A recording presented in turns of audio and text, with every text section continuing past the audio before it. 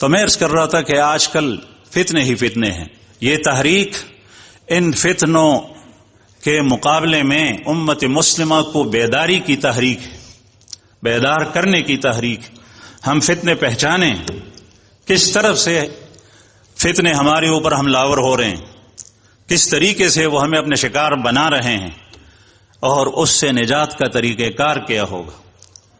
اس مجمع کے اندر علماء کرام بیٹھے ہیں، میں ان کو نہیں، اس لیے کہ وہ سب جانتے ہیں رسول اللہ صلی اللہ علیہ وسلم کے احادیث میں کن کن فتنوں کا تذکرہ ہے.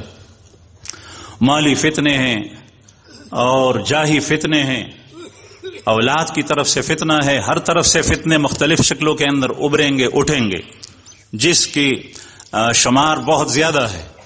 اور محدثین حضرات نے وہ حدیث اپنے کتابوں کے اندر درج کی ہے کتاب الفتن کے نام سے، اور یہ آپ صلی اللہ علیہ وسلم نے ان فتنوں سے ڈرایا ہے، اور فتنے سے ڈرایا ہے کہ وہ تمہارے خون کو نہیں، تمہیں بیماری سے نہیں کھائے گی، تمہارے ایمان کے لیے خطرہ ہے، تمہارے عمل کے لیے خطرہ ہے، تمہارے اخلاق کے لیے خطرہ ہے.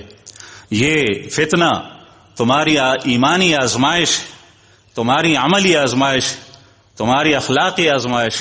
قرآن کریم میں اللہ پاک کا ارشاد ہے انما اموالکم و اولادکم فتنہ، تمہارے اموال اور تمہاری اولاد یہ تمہارے لیے فتنے ہیں. اس کا مطلب یہ نہیں کہ مال کو باہر پھینک دیا جائے، بلکہ مال کے فتنے سے بچیں.